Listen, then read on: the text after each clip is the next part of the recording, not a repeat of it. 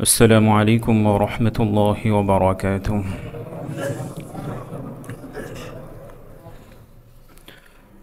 الحمد لله نحمده ونستعينه ونستغفره ونؤمن به ونتوكل عليه ونعوذ بالله من شرور أنفسنا ومن سيئات أعمالنا. من يهده الله فلا مضل له ومن يضلل فلا هادي له، ونشهد أن لا إله إلا الله وحده لا شريك له، ونشهد أن سيدنا وسندنا ومولانا محمدا عبده ورسوله صلى الله تعالى عليه وعلى آله وأصحابه وبارك وسلم تسليما كثيرا. أما بعد، فأعوذ بالله من الشيطان الرجيم. بسم الله الرحمن الرحيم. إن الذين آمنوا وعملوا الصالحات كانت لهم جنات الفردوس نزلا خالدين فيها لا يبغون عنها حولا. قل لو كان البحر مدادا لكلمات ربي لنفد البحر قبل أن تنفد كلمات ربي ولو جئنا بمثله مددا. وقال رسول الله صلى الله عليه وسلم: انظروا لعبدي هذا ما بيني وبين عبدي ولعبدي ما سأل، أو كما قال عليه الصلاة والسلام. وقال الله تعالى في شان حبيبه: إن الله وملائكته يصلون على النبي يا أيها الذين آمنوا صلوا عليه وسلموا تسليما. شكري درود إبراهيم پوری. اللهم صل على محمد وعلى آل محمد كما صليت على إبراهيم وعلى آل إبراهيم إنك حميد مجيد. اللهم بارك على محمد وعلى آل محمد كما باركت على إبراهيم وعلى آل إبراهيم إنك حميد مجيد.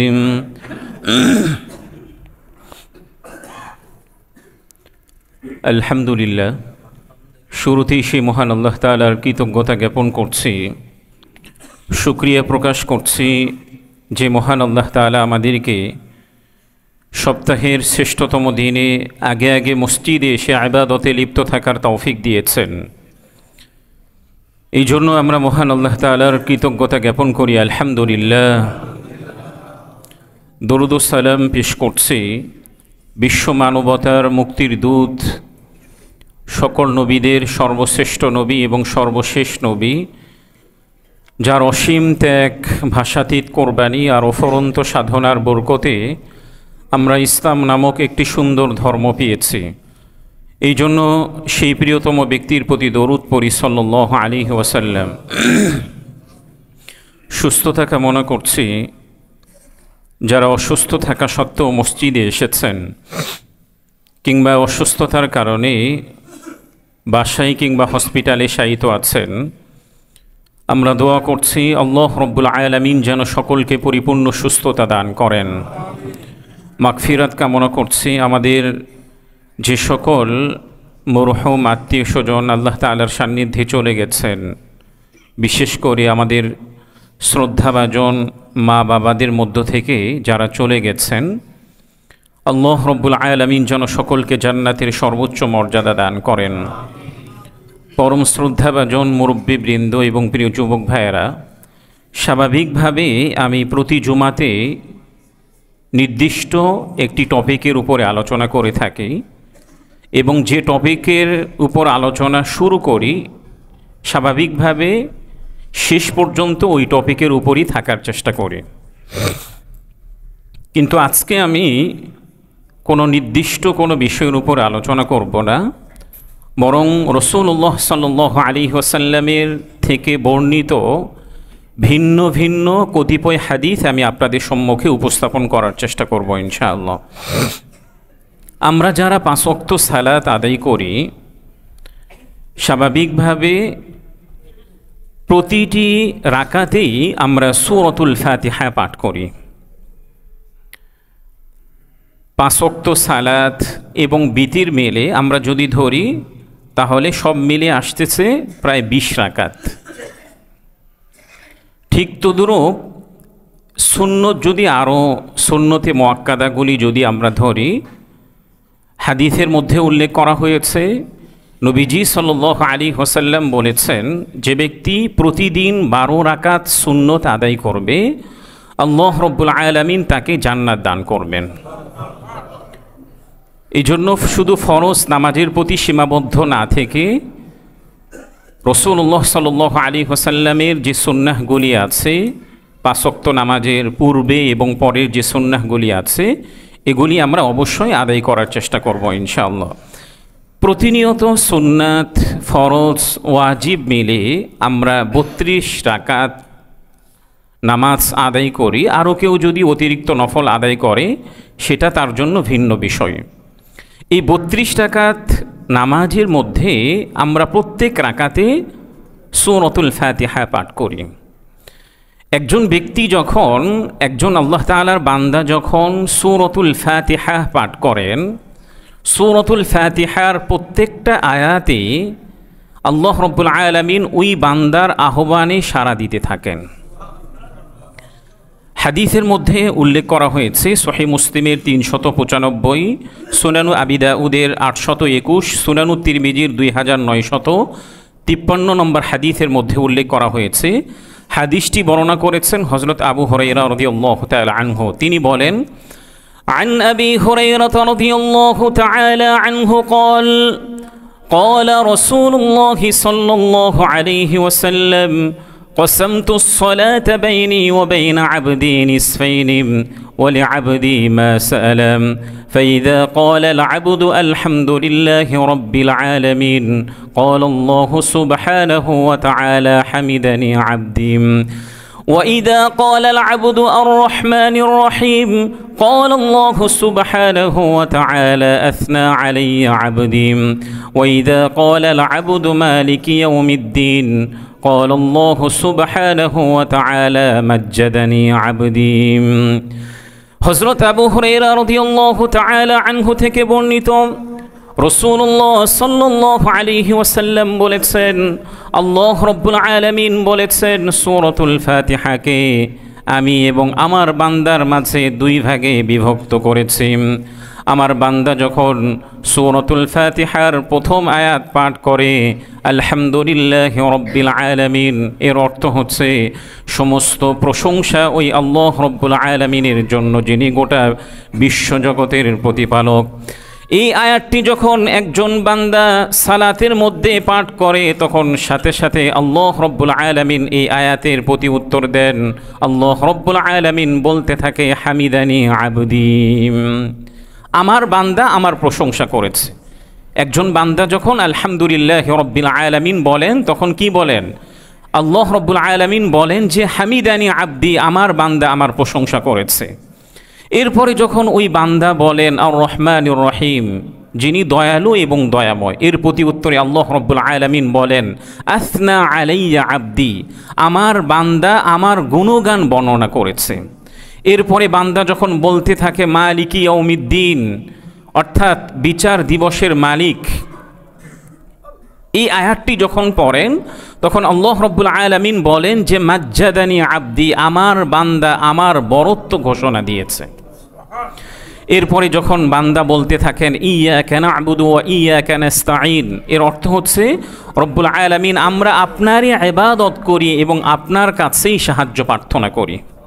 আমরা একমাত্র ইবাদত করি কার? আল্লাহ রাব্বুল আলামিন। এবং জীবনের প্রতিটি ক্ষেত্রে সাহায্য প্রার্থনা করব কার কাছে? আল্লাহ রাব্বুল আলামিনের কাছে। কোনো বান্দা যখন এই আয়াত বলতে থাকে তখন আল্লাহ রাব্বুল আলামিন বলেন হাদা বাইনি ওয়া বাইনা আবদি নিসফাইন ওয়া লি আবদি মা সাআলা। এই আয়াতটি আমার এবং আমার বান্দার মাঝে সীমাবদ্ধ, এবং আমার বান্দা আমার কাছে যা চাই তাই আমি তাকে দিয়ে দিই। আল্লাহ রাব্বুল আলামিন বলছেন যে আমার বান্দা আমার কাছে যা চাই তাই আমি আমার বান্দাকে দিয়ে থাকি। এরপরে যখন বান্দা বলতে থাকেন ইহদিনাস সিরাতাল মুস্তাকিম সিরাতাল্লাযীনা আন'আমতা আলাইহিম গায়রিল মাগদুবি আলাইহিম ওয়ালাদ-দাল্লিন, এর প্রতি উত্তরে আল্লাহ রাব্বুল আলামিন এটাই বলেছেন হাদা লিআবদি ওয়া লিআবদি মা সাআলা, অর্থাৎ আমার বান্দা আমার কাছে যা চাই তাই আমি তাকে দিয়ে থাকি। অর্থাৎ আল্লাহ রাব্বুল আলামিনের কাছে একজন বান্দা কি প্রার্থনা করছেন? ইহদিনাস সিরাতাল মুস্তাকিম, রব্বুল আলামিন আপনি আমাকে সহজ এবং সরল পথ দেখান। সিরাতাল্লাযীনা আন'আমতা আলাইহিম, তাদের পথ দেখান যাদের উপরে আপনি অনুগ্রহ করেছেন। তাদের পথ আমাদেরকে প্রদর্শন করুন দুনিয়াতে যাদের উপরে আপনি কি করেছেন? অনুগ্রহ করেছেন। আল্লাহ রাব্বুল আলামিন কাদের উপরে অনুগ্রহ করেছেন? অন্য আরেকটি আয়াতের মধ্যে আল্লাহ তাআলা স্পষ্টভাবে বলেছেন উলাইকাল্লাযীনা আন'আমাল্লাহু আলাইহিম মিনান নাবিয়্যিন ওয়াস-সিদ্দীকিন ওয়াশ-শুহাদাই ওয়াস-সালিহিন। আল্লাহ তাআলা দুনিয়াতে তাদের উপরে অনুগ্রহ করেছেন, শহীদগণের উপরে, সিদ্দিকগণের উপরে, যারা পৃথিবীর মধ্যে নেককার ব্যক্তি আছে তাদের উপরে আল্লাহ তাআলা অনুগ্রহ করেছেন। এবং এই পৃথিবীতে আল্লাহ তাআলা যুগে যুগে যত নবী রাসূলদেরকে প্রেরণ করেছেন তাদের উপর আল্লাহ রাব্বুল আলামিন এই পৃথিবীতে অনুগ্রহ করেছেন। আমরা যখন প্রতিনিয়ত এই দোয়াগুলি আল্লাহ রাব্বুল আলামিনের কাছে পাঠ করতে থাকব এবং সালাতের মধ্যে মনোযোগ সহকারে আল্লাহ তাআলার কাছে বলতে থাকব, আল্লাহ রাব্বুল আলামিন আমাদেরকে তিনি জবাব দিতে থাকেন। এই জন্য প্রিয় ভাইয়েরা, এই হাদিস থেকে আমাদের জন্য অন্যতম শিক্ষণীয় বিষয় হচ্ছে শুধুমাত্র এই আয়াতগুলি, বিশেষ করে ইহদিনাস সিরাতাল মুস্তাকিম, রব্বুল আলামিন আপনি আমাকে সহজ এবং সরল পথ প্রদর্শন করুন, এটি তো নামাজের মধ্যে আমরা পাঠ করবই, পাশাপাশি সালাতের বাহিরেও এই আয়াতটি বেশি বেশি পাঠ করার চেষ্টা করব ইনশাআল্লাহ।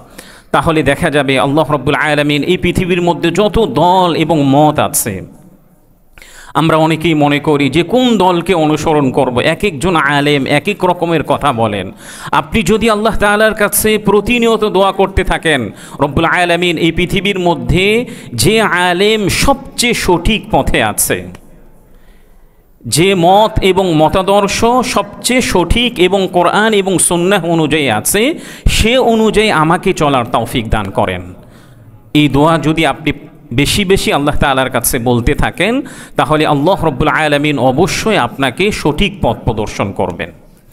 পাশাপাশি এই হাদিস থেকে আমাদের জন্য আরেকটি শিক্ষণীয় বিষয় হচ্ছে, আমরা বিশেষ করে সালাতের মধ্যে যে সূরাগুলি পাঠ করি, বিশেষ করে সূরাতুল ফাতিহা এবং আরও 4 রাকাত নামাজ আদায় করতে গিয়ে আমাদের যে সকল সূরাগুলির প্রয়োজন পড়ে প্রতিনিয়ত আমরা পাঠ করি, অবশ্যই এগুলি অনুবাদ বুঝে, ব্যাখ্যা বুঝে বুঝে পাঠ করার চেষ্টা করব ইনশাআল্লাহ। এতে হবে কি, আপনার সালাতের মধ্যে মনোযোগ বাড়বে এবং আপনি যে আল্লাহ রাব্বুল আলামিনের সম্মুখে দণ্ডায়মান হচ্ছেন, আপনি কি পড়ছেন এটা নিজের মধ্যে অনুভব করতে পারবেন এবং নিজেও আপনি একটা তৃপ্তি অনুভব করবেন। এই জন্য যে সূরাগুলি আপনি সালাতের মধ্যে পাঠ করেন, এই সূরাগুলির অর্থ ব্যাখ্যা অবশ্যই আমরা কোরআনের নির্ভরযোগ্য একটি অনুবাদ গ্রন্থ থেকে আমরা পড়ে নিব ইনশাআল্লাহ। আল্লাহ তাআলা আমাদেরকে তৌফিক দান করেন। 2 নম্বর হাদিস হচ্ছে, আমাদের রক্তের যে সকল সম্পর্ক আছে, রক্তের বন্ধন যেগুলি আছে তাদের সাথে সম্পর্কগুলি বজায় রাখা, তাদের সাথে সম্পর্কগুলি বজায় রাখা। কোনো ঠুনকো কোনো কারণে কিংবা সামান্য কোনো মতপার্থক্যের কারণে রক্তের সম্পর্কগুলিকে আমরা কখনোই ছিন্ন করব না। কারণ এই পৃথিবীর মধ্যে আমি যদি বিপদে পড়ি কিংবা যে কোনো সমস্যায় পড়ি, সবচেয়ে বেশি কিংবা সর্বাগ্যে যারা এগিয়ে আসবেন তারা হচ্ছেন আমার আত্মীয়গণ। এই জন্য নবীজি সাল্লাল্লাহু আলাইহি ওয়াসাল্লাম এবং আল্লাহ রাব্বুল আলামিন স্বয়ং আত্মীয়দের সম্পর্কটাকে তিনি অনেক গুরুত্ব দিয়েছেন। কোরআনের বিভিন্ন আয়াতের মধ্যে আত্মীয়দের সাথে ভালো আচরণের জন্য আল্লাহ রাব্বুল আলামিন নির্দেশনা দিয়েছেন।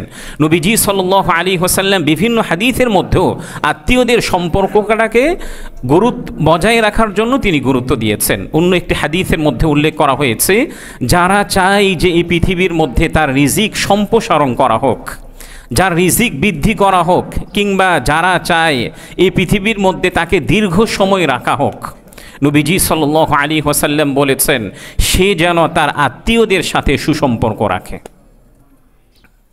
আমরা তো প্রত্যেকেই চাই আমার রিজিক যেন আল্লাহ তাআলা বাড়িয়ে দেন, আমরা প্রত্যেকেই চাই যেন এই পৃথিবীর মধ্যে আমরা দীর্ঘ সময় থাকি, কিন্তু এই কাজটি আমরা করতে চাই না। অল্প একটু অজুহাতে, ঠুনকো একটি কারণে আমার একজন রক্তের সম্পর্কের আত্মীয় আমার সাথে খারাপ আচরণ করেছে, এই জন্য তার সঙ্গেও আমি খারাপ আচরণ করব, এটা কোনো মুমিনের বৈশিষ্ট্য হতে পারে না। বরং আমার কোনো আত্মীয় যদি আমার সঙ্গে কোনো খারাপ আচরণ করে, তাহলে তার সাথে আমি ভালো আচরণ করব। তার খারাপ আচরণের কারণে সে আল্লাহ তাআলার কাছে শাস্তি পাবে, কিন্তু আমি যদি তার সঙ্গে ভালো আচরণ করি তাহলে আল্লাহ তাআলার পক্ষ থেকে আমি সওয়াব প্রাপ্ত হব। আত্মীয়দের সম্পর্কটাকে গুরুত্ব দিতে গিয়ে একটি হাদিসে কুদসির মধ্যে উল্লেখ করা হয়েছে, যেটি সহিহ বুখারীর 5987, সহিহ মুসলিমের 2554 নম্বর হাদিসের মধ্যে উল্লেখ করা হয়েছে। হাদিসটি বর্ণনা করেছেন হযরত আবু হুরায়রা রাদিয়াল্লাহু তাআলা আনহু। তিনি বলেছেন, আন আবি হুরায়রা রাদিয়াল্লাহু তাআলা আনহু قال قال رسول الله صلى الله عليه وسلم إن الله خلق الخلق حتى إذا فرغ من خلقهم قالت الرحم هذا مقام العائد بك من القطيعة قال نعم أما ترضين أن أصل من أوصلك وأقطع من قطعك قال نعم قال سبحانه وتعالى بل هو لك। হযরত আবু হুরায়রা রাদিয়াল্লাহু তাআলা আনহু থেকে বর্ণিত, রাসূলুল্লাহ সাল্লাল্লাহু আলাইহি ওয়াসাল্লাম বলেছেন, নিশ্চয় আল্লাহ রাব্বুল আলামিন যখন সমস্ত সৃষ্টিকে তিনি সৃষ্টি করলেন, তখন আল্লাহ রাব্বুল আলামিনের একটি সৃষ্টি অর্থাৎ আত্মীয়তার সম্পর্ক তিনি আল্লাহ তাআলার সম্পর্কে আল্লাহ তাআলার সম্মুখে তিনি দাঁড়িয়ে গেলেন। আল্লাহ তাআলার কাছে দাঁড়িয়ে যাওয়ার পরে তিনি আল্লাহ তাআলার কাছে বললেন, রব্বুল আলামিন আমার সাথে যেন কেউই সম্পর্ক ছিন্ন না করে, এই প্রার্থনাটি আমি আপনার কাছে করছি। তখন আল্লাহ রব্বুল আলামিন ওই আত্মীয়তার সম্পর্ককে তিনি বলবেন, আমা তারদাইনা, হে আমার সৃষ্টি তুমি কি এতে সন্তুষ্ট নয়, আন আসিলা মান আসলাকি, অর্থাৎ তোমার সাথে যে সম্পর্ক করবে আমিও তার সঙ্গে সম্পর্ক করব, ওয়া কতআ মান কতআকি, এবং তোমার সঙ্গে যে সম্পর্ক ছিন্ন করবে আমিও তার সঙ্গে সম্পর্ক ছিন্ন করে দিব। যখন আল্লাহ রাব্বুল আলামিন সমস্ত সৃষ্টিকে তিনি সৃষ্টি করলেন, তখন আত্মীয়তার সম্পর্ক এটাও তো আল্লাহ তাআলার একটা সৃষ্টি। সে আল্লাহ তাআলার সম্মুখে দাঁড়িয়ে কথা বললেন, রব্বুল আলামিন আমার সঙ্গে যেন কেউই সম্পর্ক ছিন্ন না করে, এই জন্য আমি আপনার কাছে আশ্রয় কামনা করছি। তখন আল্লাহ তাআলা তাকে সান্ত্বনা দিতে গিয়ে বললেন যে দেখো, তুমি কি এতে সন্তুষ্ট নও যে তোমার সাথে যারা সুসম্পর্ক বজায় রাখবে, অর্থাৎ আত্মীয়তার বন্ধনকে অটুট রাখবে, আমিও তার সঙ্গে সম্পর্ক করব। অর্থাৎ আমি যদি আত্মীয়দের সঙ্গে ভালো আচরণ করি তাহলে আমার সঙ্গে ভালো আচরণ করবেন কে? আল্লাহ রাব্বুল আলামিন। আমি যদি আত্মীয়দের সাথে সুসম্পর্ক বজায় রাখি তাহলে আল্লাহ রাব্বুল আলামিন জীবনের প্রতিটি ক্ষেত্রে আমাকে ভালো রাখবেন। এরপরে নবীজি সাল্লাল্লাহু আলাইহি ওয়াসাল্লাম বলেছেন ওয়াকতা মান কতআকি, অর্থাৎ আত্মীয়দের সম্পর্কটাকে যে ছিন্ন করবে আমিও তার সঙ্গে সম্পর্ক ছিন্ন করব। এর অর্থ হচ্ছে আমি যদি দুনিয়াতে কোনো রক্তের সম্পর্ককে ছিন্ন করি তাহলে আল্লাহ তাআলার সাথে আমার যে একটা কানেক্ট আছে, সম্পর্ক আছে, দৃঢ়তা আছে, এই দৃঢ়তাকেও আল্লাহ তাআলাকে ছিন্ন করে দিবেন। এই জন্য প্রিয় ভাইয়েরা, আল্লাহ তাআলার সাথে অবশ্যই সুসম্পর্ক বজায় রাখতে হলেও অবশ্যই দুনিয়াতে আমার যারা রক্তের সম্পর্ক আছে তাদের সঙ্গে আমরা সুসম্পর্ক বজায় রাখবো ইনশাআল্লাহ। দেখেন, আল্লাহ রাব্বুল আলামিন অনেকগুলি হাদিসের মধ্যে নিজের বরত্ব তিনি প্রকাশ করেছেন। এর মধ্য থেকে আমি একটি হাদিস আপনাদের সম্মুখে উপস্থাপন করব, যেটি সহিহ বুখারী ৭৪২২, সহিহ মুসলিমের ২৭৮৮ নম্বরের মধ্যে উল্লেখ করা হয়েছে। আল্লাহ রাব্বুল আলামিন কিয়ামতের দিন পুরো আসমানটাকে তিনি জড়িয়ে নেবেন।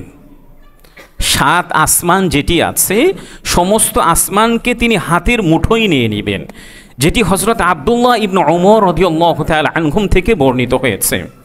তিনি বলেছেন, নবীজি সাল্লাল্লাহু আলাইহি ওয়াসাল্লাম বলেছেন, ইয়াতুবিল্লাহু আযজা ওয়া জাল আস-সামাওয়াতি ইয়াউমাল কিয়ামাহ, আল্লাহ তাআলা আসমানটাকে অর্থাৎ ৭ আসমানকে কিয়ামতের দিন তিনি হাতের মুঠোর মধ্যে নেবেন। এরপরে নবীজি সাল্লাল্লাহু আলাইহি ওয়াসাল্লাম বলেছেন, সুম্মা ইয়াখুযুহুন্না বিয়াদিহি, অর্থাৎ তার হাত দ্বারা ওই আসমানগুলোকে তিনি পাকড়াও করে মুঠোর মধ্যে নিয়ে আল্লাহ তাআলা ঘোষণা করতে থাকবেন, সুম্মা ইয়াকুল আনাল মালিক, আরে আমি তো একমাত্র সবচেয়ে বড় বাদশাহ। আল্লাহ তাআলা আসমানগুলোকে কি করবেন? হাতের মুঠোর মধ্যে নিয়ে, ডান হাতের মুঠোর মধ্যে নিয়ে তিনি ঘোষণা করতে থাকবেন, চিৎকার দিতে থাকবেন, আনাল মালিক, আমি বাদশাহ। এরপরে আল্লাহ রাব্বুল আলামিন আরও বলবেন, আইনাল মুতাকাব্বিরুন, পৃথিবীর মধ্যে যারা অহংকার প্রদর্শন করেছো তারা কোথায় তোমরা? আইনাল মুতাজাব্বিরুন, আরে পৃথিবীতে যারা বরত্ব প্রদর্শন করেছো তোমরা কোথায়? আমি তো পৃথিবীর এবং এখনকার সব সময়ের মালিক একমাত্র আমি। অন্য একটি হাদিসের মধ্যে উল্লেখ করা হয়েছে, আল্লাহ রাব্বুল আলামিন জমিনটাকে, এক তো হচ্ছে ডান হাতের মধ্যে তিনি আসমানগুলোকে মুঠিয়ে নেবেন, আঁকড়ে ধরবেন, আর যে জমিন আছে এই জমিনটাকে তিনি বাম হাতের মধ্যে আঁকড়ে ধরে রাখবেন। এরপরও তিনি ওই ঘোষণাটি দিতে থাকবেন যেটি শুরুতে তিনি ঘোষণা দিয়েছেন, আনাল মালিক আইনাল জাব্বারুন আইনাল মুতাকাব্বিরুন, আরে আমি তো একমাত্র বাদশাহ, কোথায় অহংকার যারা করেছিলে তোমরা কোথায়? কোথায় দুনিয়াতে যারা বরত্ব প্রদর্শন করেছিল তোমরা কোথায়? অন্য আরেকটি হাদিসের মধ্যে উল্লেখ করা হয়েছে, আল্লাহ রাব্বুল আলামিন কিয়ামতের দিন ঘোষণা করতে থাকবেন, আনাল মালিক আইনা মুলুকুল আরদ, এবং পৃথিবীর মধ্যে দেশে দেশে যারা বাদশাগণ ছিল তারা আজকে কোথায় তারা চলে গিয়েছে। এই হাদিসের মধ্যে আল্লাহ তাআলা উল্লেখ করেছেন যে এই জমিন আসমান এবং শুরুতে এবং শেষে সব সময় বাদশাহ আমিই থাকব। অন্য আরেকটি হাদিসের মধ্যে উল্লেখ করা হয়েছে, অহংকার এবং বরত্বটা হচ্ছে আল্লাহ তাআলার চাদর। অহংকার এবং বরত্বটা কি বলেন? আল্লাহ রাব্বুল আলামিনের চাদর। নবীজি সাল্লাল্লাহু আলাইহি ওয়াসাল্লাম বলেছেন, যারা এই চাদর নিয়ে টানাটানি করবে আল্লাহ রাব্বুল আলামিন তাকে জাহান্নামের মধ্যে নিক্ষেপ করবেন। তাহলে অহংকার এবং বরত্ব কার চাদর? আল্লাহ রাব্বুল আলামিনের চাদর। দুনিয়াতে আমি যে কোনোভাবে সাকসেস হয়েছি, আমি অন্যের কাছে অহংকার প্রদর্শন করলাম, একটু বরত্ব দেখালাম, এই অহংকারিত্ব দেখানো এবং বরত্ব প্রদর্শন করা এটা আমার জন্য কখনোই উচিত নয়। বরং অহংকার প্রদর্শন করা, বরত্ব প্রদর্শন করা একমাত্র কার কাজ? আমাদের সৃষ্টিকর্তা আল্লাহ রাব্বুল আলামিনের কাজ।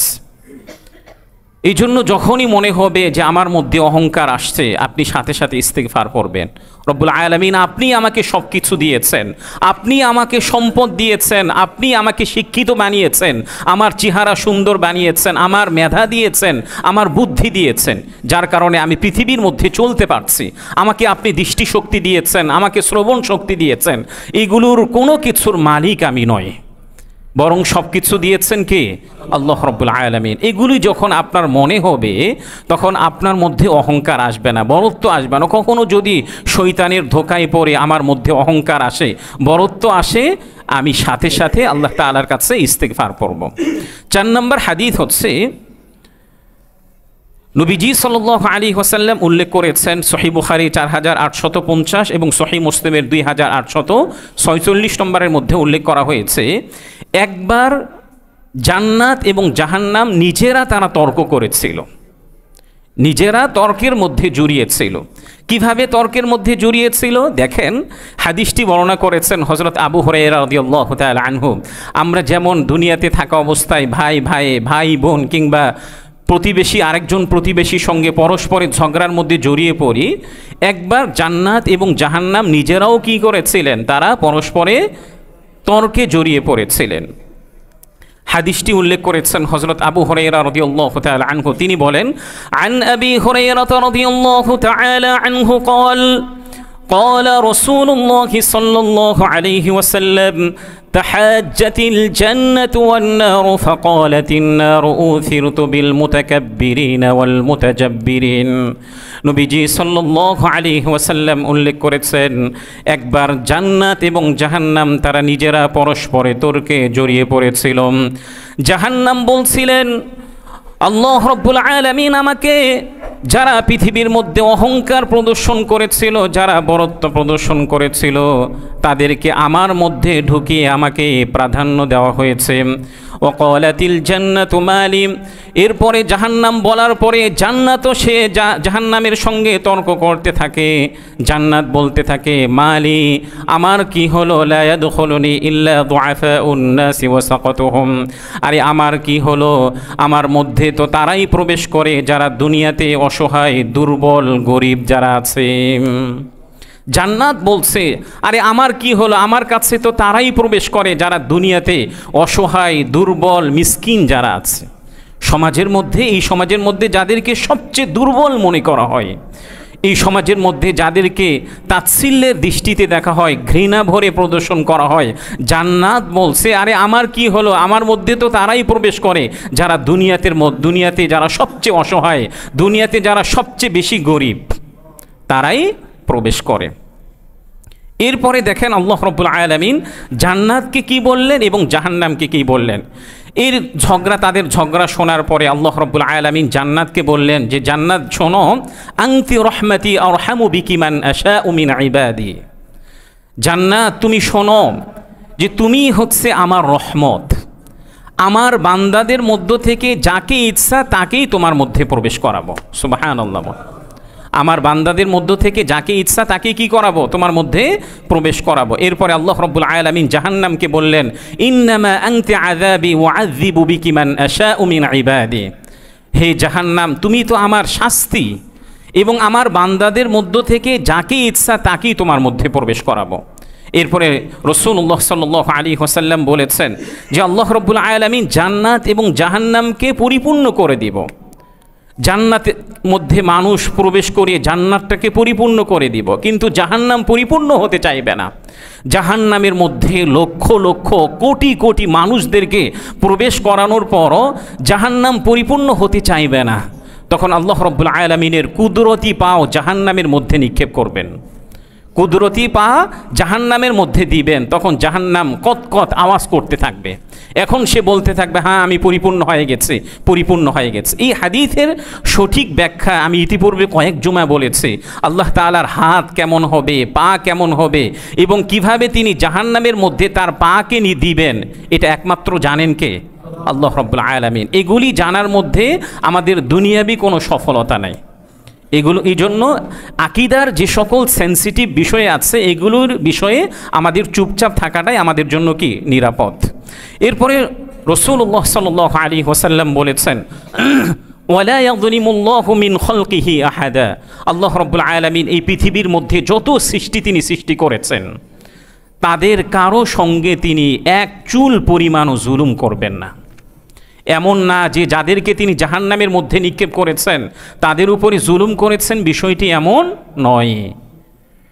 ঠিক তদ্রূপ দুনিয়াতে থাকা অবস্থায় আমি আল্লাহ রাব্বুল আলামিনের ইবাদত করছি, সব বিধিবিধানগুলি পালন করছি, এতদা সত্ত্বেও আল্লাহ রাব্বুল আলামিন একের পর আমাকে বিভিন্ন মুসিবতের মধ্যে, বিপদের মধ্যে আপতিত করে রেখেছেন। তখনও মনে করা যাবে না আমি এত ইবাদত করছি, আল্লাহ তাআলাকে স্মরণ করছি, নবীজির সুন্নাহকে পালন করছি, এরপর আল্লাহ তাআলা আমাকে কেন বিপদ দিচ্ছেন। আমি বলেছি, একটি হাদিসের মধ্যে স্পষ্টভাবে উল্লেখ করা হয়েছে, এই পৃথিবীর মধ্যে সবচেয়ে যারা নিকটবর্তী ব্যক্তি, আল্লাহ তাআলার নিকটবর্তী যারা ব্যক্তিগণ আছেন, তাদেরকেই আল্লাহ তাআলা বেশি বিপদের মধ্যে ফেলেন। এই পৃথিবীর মধ্যে সবচেয়ে নৈকট্যশীল বান্দা কারা ছিলেন? নবীজি, অর্থাৎ হজরত আদম থেকে নিয়ে মুহাম্মদুর রাসূলুল্লাহ সাল্লাল্লাহু আলাইহি ওয়াসাল্লাম পর্যন্ত যত নবী রসুলগণ ছিলেন, তাদেরকেই আল্লাহ তাআলা সবচেয়ে বেশি এই পৃথিবীর মধ্যে বিপদ দিয়েছেন। এরপরে যারা আল্লাহ তাআলা নিকটবর্তী হবেন, তাদেরকে আল্লাহ তাআলা কি করবেন? বিপদ দিবেন। এই জন্য এই সমাজের মধ্যে যারা অসহায়, গরিব আছে, মিসকিন আছে, তারাই জান্নাতের মধ্যে বেশি থাকবেন। একটা হাদিসের মধ্যে উল্লেখ করা হয়েছে, নবীজি সাল্লাল্লাহু আলাইহি ওয়াসাল্লাম বলেছেন, ধনীদেরও 500 বছর পূর্বে যারা গরিব আছে, অসহায় আছে, মিসকিন আছে, তারা জান্নাতের মধ্যে প্রবেশ করবেন। এই জন্য যারা পৃথিবীর মধ্যে অসহায় আছে, গরিব আছে, মিসকিন আছে, তাদের প্রতি আমরা তাচ্ছিল্যের দৃষ্টিতে তাকাবো নাকি সুদৃষ্টিতে তাকাবো? সুদৃষ্টিতে তাকানোর চেষ্টা করবো ইনশাআল্লাহ। আল্লাহ রাব্বুল আলামিন সর্বপ্রথম এই পৃথিবীতে কি সৃষ্টি করেছেন?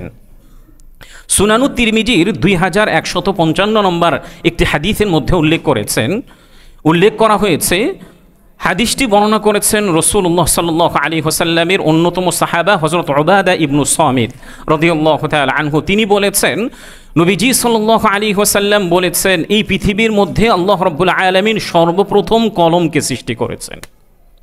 সর্বপ্রথম কোন সৃষ্টিকে তিনি সৃষ্টি করেছেন? সর্বপ্রথম আল্লাহ রাব্বুল আলামিন কলমকে সৃষ্টি করেছেন।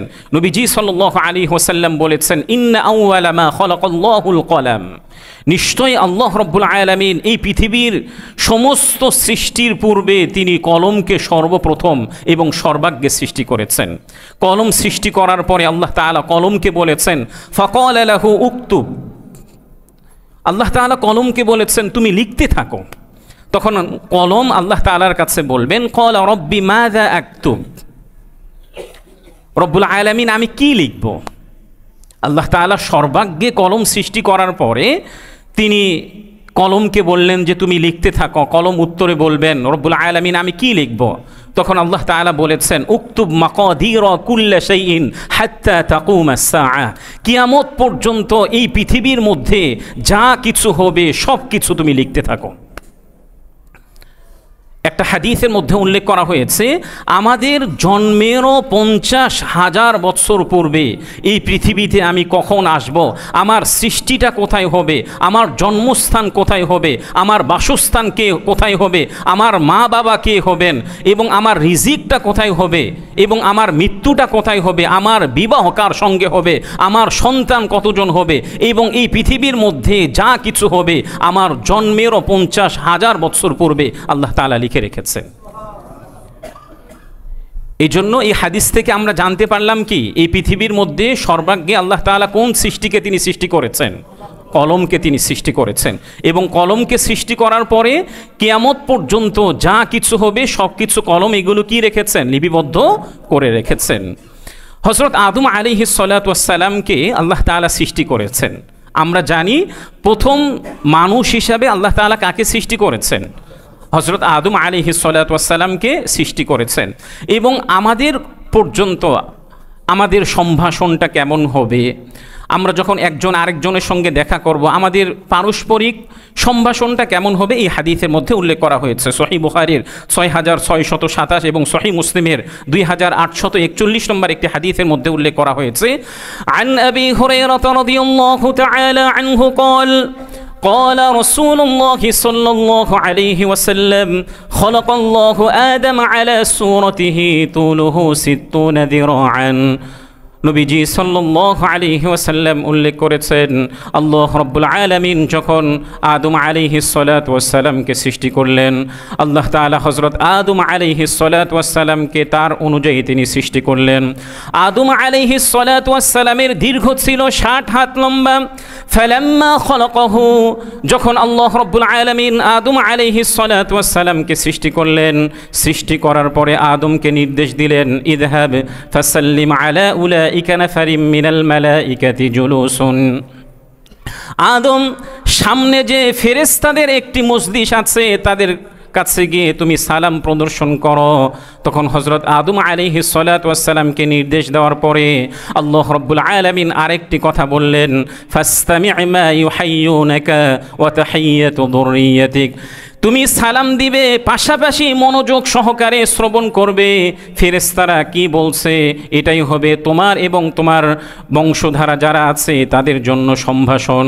হযরত আদম আলাইহিস সালাতু ওয়াস সালাম সম্মুখে ফেরেশতাদের যে মজলিসটি ছিল সেখানে গিয়ে তিনি আসসালামু আলাইকুম বলে তিনি সম্ভাষণ করলেন, সালাম দিলেন।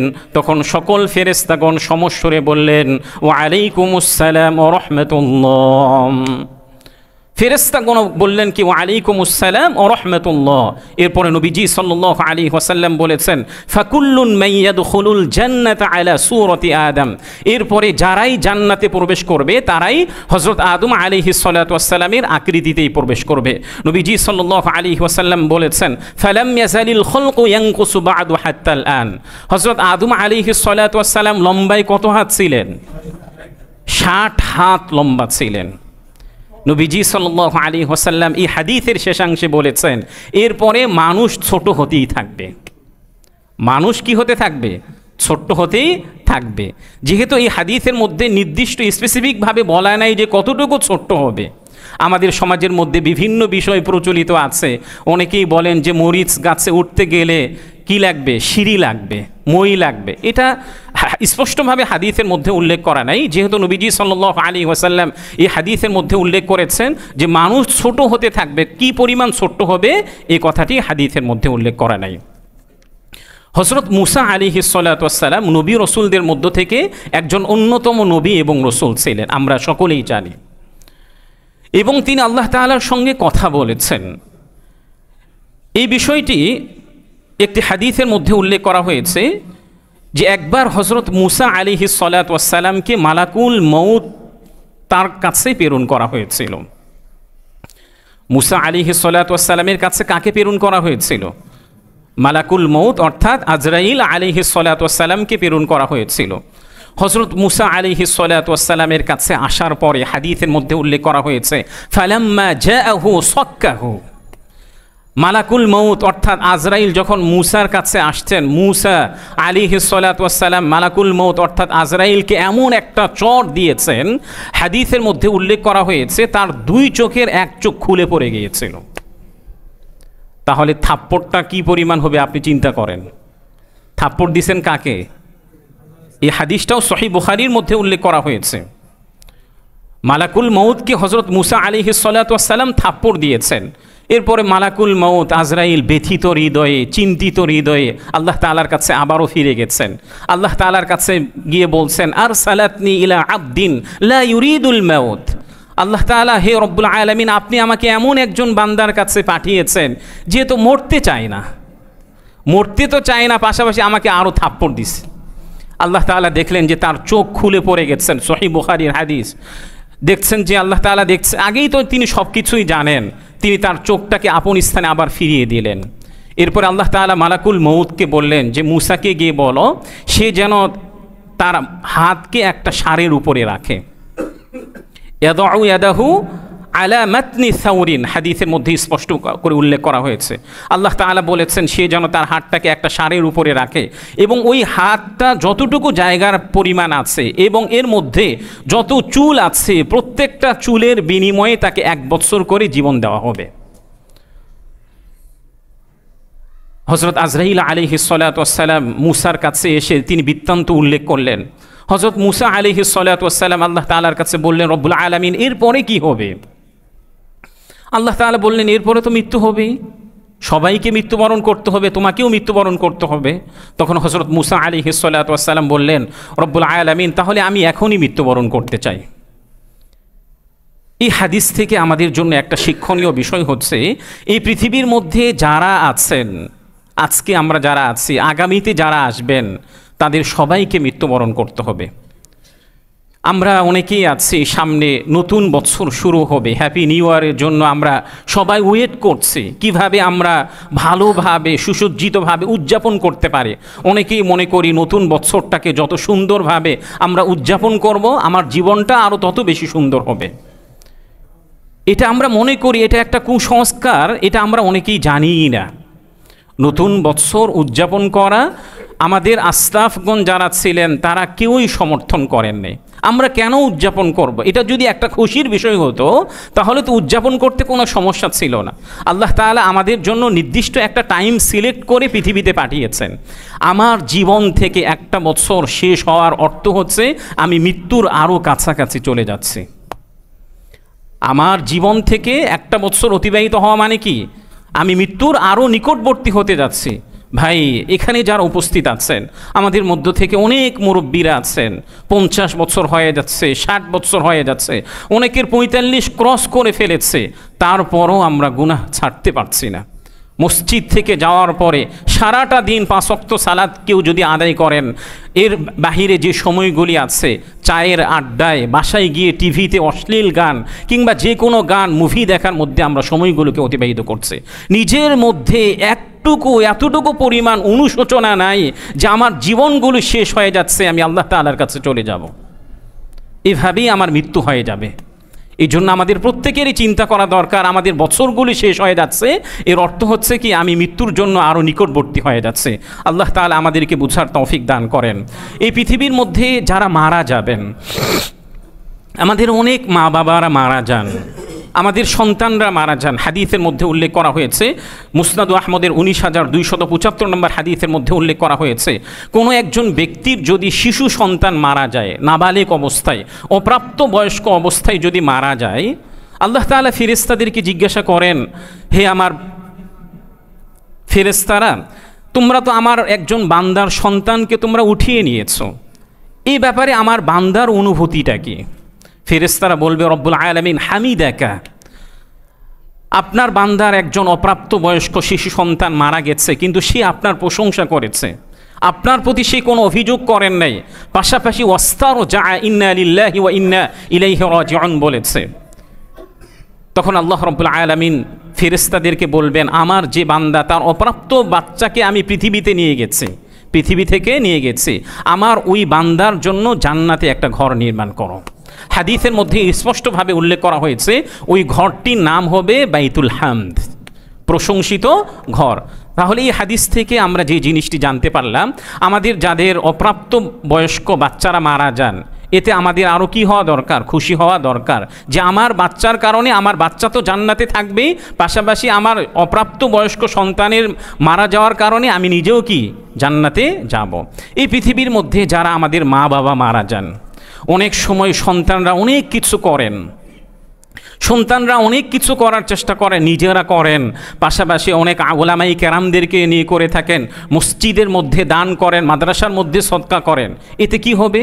আমার মা বাবা যদি মারা যায়, কোনো সুসন্তান যদি নেক কাজ করে, বাবা মা হজ করে যেতে পারে নাই, তার জন্য বদলি হজের ব্যবস্থাপনা করলেন, বাবা মা জাকাত আদায় করে যান নাই, আপনি তার পক্ষ থেকে জাকাত আদায় করে দিয়ে গেলেন, বাবা মা একটা ওসিয়ত করেছেন, ওসিয়তটা পূরণ করে যেতে পারেন নাই, আপনি সুসন্তান হিসাবে আপনার মা বাবার ওসিয়তগুলিকে পূরণ করলেন। এতে কি হবে? আল্লাহ রব্বুল আলামিন আপনার মা বাবার জান্নাতের মর্যাদাটাকে আরও সমুন্নত করবেন, যেটি মুসনাদু আহমদের 10,610 নম্বর হাদিসের মধ্যে উল্লেখ করা হয়েছে, ইন্নাল্লাহ আযজা ওয়া জাল্লা লা ইয়ারফাউ আদ-দারাজাতা লিল আবদি সালিহ। আল্লাহ রব্বুল আলামিন নিশ্চয়ই একজন নেককার বান্দার জান্নাতে মর্যাদাগুলোকে বৃদ্ধি করেন। যখন একজন বান্দার জান্নাতে মর্যাদাগুলোকে বৃদ্ধি করা হয়, তখন সে আল্লাহ তাআলার কাছে জিজ্ঞাসা করে, রব্বুল আলামিন জান্নাতে আমার মর্যাদা কিভাবে বৃদ্ধি হচ্ছে, কিভাবে সমুন্নত হচ্ছে? তখন আল্লাহ তাআলা তাকে বলবেন, বিস্তিগফারি ওয়ালাদিকা লাক, তোমার যে পৃথিবীতে সুসন্তান আছে, নেককার সন্তান আছে, তারা তোমার জন্য ইস্তিগফার করছে, ভালো ভালো যে কাজগুলি আছে সেগুলি করছে। এই জন্য আমাদের যাদের পিতামাতা পরকালে পাড়ি জমিয়েছেন, আপনি তাদের জন্য, তারা দুনিয়াতে থাকা অবস্থায় কোনো কিছুই করতে পারেন নাই, এখন আপনার জন্য সুযোগ আছে। কোরআন এবং হাদিসের মধ্যে যে সকল সদকার খাতগুলি আছে, আপনি আপনার মা বাবার জন্য করতে থাকুন, তাহলে আল্লাহ রব্বুল আলামিন আপনার মা বাবার জান্নাতে যে মর্যাদাগুলি আছে এই মর্যাদাগুলোকে বৃদ্ধি করবেন। আল্লাহ রব্বুল আলামিন আমাদের সবাইকে জীবনের প্রতিটি ক্ষেত্রে কোরআন এবং সুন্নাহ অনুযায়ী আমল করার তৌফিক দান করেন।